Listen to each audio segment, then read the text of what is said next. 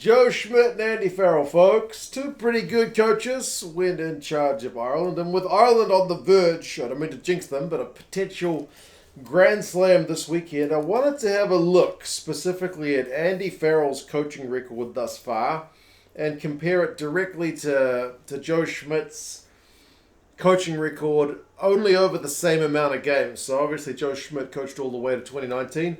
I just want to look at his kind of like first 35 games because that's how many games Andy Farrell will have coached once the Six Nations concludes this weekend.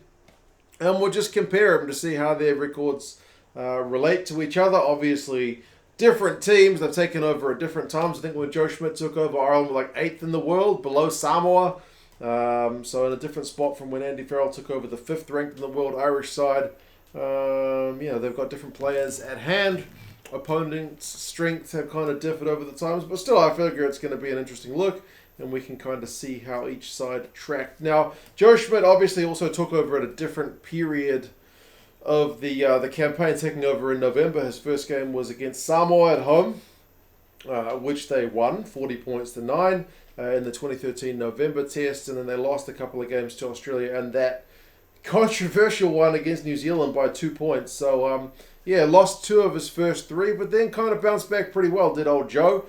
He won his first Six Nations, first attempt, which is something Andy Farrell has not yet done. Joe wins the Six Nations in 2014, just dropping the 1 game to England. They go on tour of Argentina. They win that one 2 from 2. Then they have a perfect home record in November 2014 over South Africa, Georgia, and Australia. So things after a couple of early losses when he first takes over and 1 loss in the Six Nations, they're looking pretty peachy. Gets even better when they win the Six Nations again in 2015. No Grand Slam. They did drop the 1 game to Wales, but you'd have to say, in terms of a start, Joe Schmidt's early period with Ireland was phenomenally successful. The Rugby World Cup warm-up games, they drop a couple, they win a couple. It's kind of hard to take too much out of those Rugby World Cup warm-up games because they tend to shift things up a bit. They lose to Wales and England. They also beat Wales and Scotland, so it's a bit of a mixed bag. And then the Rugby World Cup 2015 comes around, and Ireland's record is phenomenal, man, up until the quarterfinal.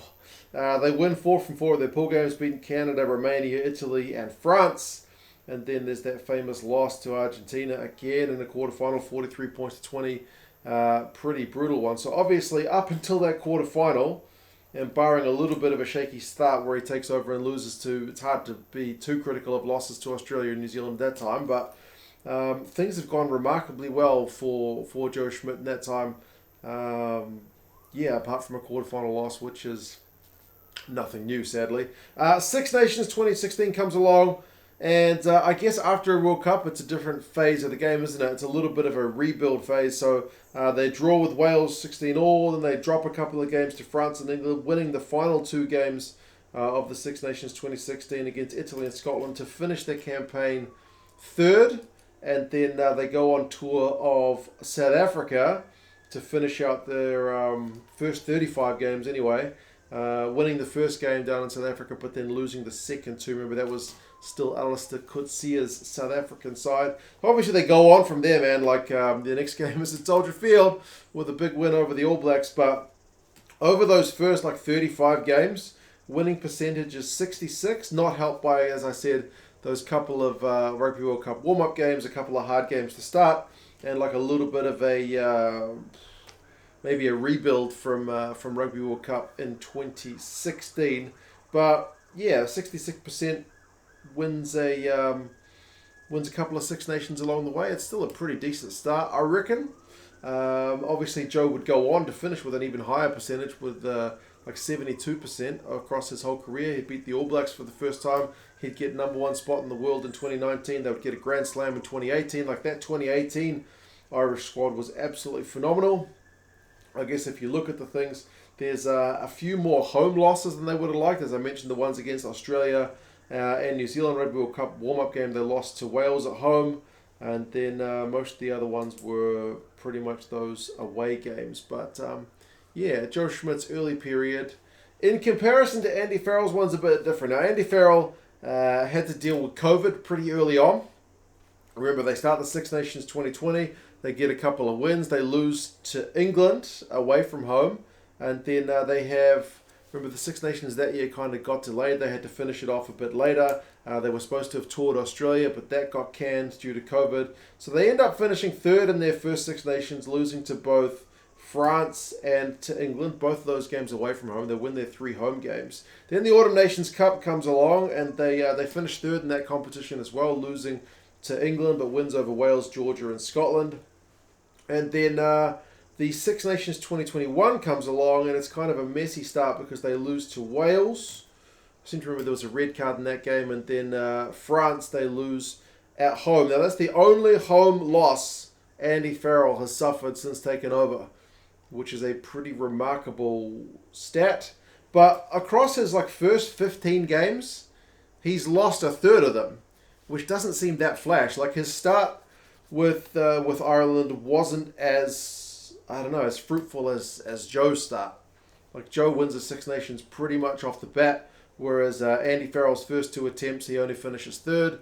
And as I said, Autumn Nations Cup finishes third. COVID disruptions and whatnot, but still, it wasn't kind of earth-shattering stuff that it is now. And then July test, they're at home to Japan and the USA. You're kind of relatively comfortable wins there. They go on a heck of a winning run. From the end of that Six Nations in 2021, July and November, they go through the rest of that year undefeated. They beat New Zealand at home along the way. They beat Argentina really comfortably. And then we head into the Six Nations 2022, where I think they're a little bit more fancied. They still can't quite get it done against France. France go on their kind of all-conquering Grand Slam year. They do walk away with a triple crown and finish second in the Six Nations last year.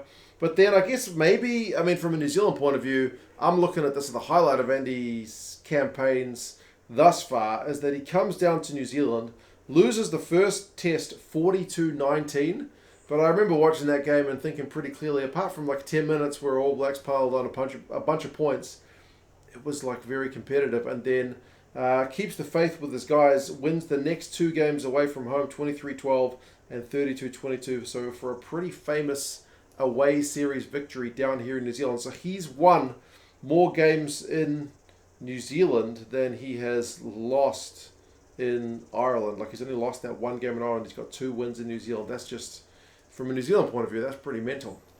And then November, they round out the series, 3 games against South Africa, Fiji, and Australia. They win them all. Obviously, the South Africans and Aussies got pretty close. And then Six Nations this year, they are undefeated, staring down the barrel of a Grand Slam with just England to go. And they've really looked the business in every game, haven't they? 34-10, 32-19, 34-20, and 22-7. England at home, their remaining fixture. So 79% win rate for Andy Farrell. Like I mentioned, his start is not as good as Joe Schmidt's, losing 5 of his first 15, whereas Joe only lost 3. And Joe got Six Nations on the first 2 attempts, whereas Andy, in that regard, hasn't had the same level of success. But man, it's understandable. It's the 2 teams are in kind of different places. The trajectory of Farrell's side right now seems to be better than Joe's was after the same number of games. But I guess if you looked at it slightly adjusted and said Joe's side was also peaking pretty well for a Rugby World Cup. They went into the 2015 competition winning a Six Nation. They lost a couple of warm-up games, but the pool stage they went well. They did really well in 2014. So yeah, Ireland's a tough team to beat under Andy Farrell. They've lost 3 times to France, though, I guess, is the one side that's kind of been their bogey side, although they beat them this year to get that bit of monkey off the back. They've lost to England twice, Wales and New Zealand once each. So yeah, I just thought it was an interesting look, folks. Ireland started under Andy Farrell in 5th and are now pretty comfortably the number 1 side of the world.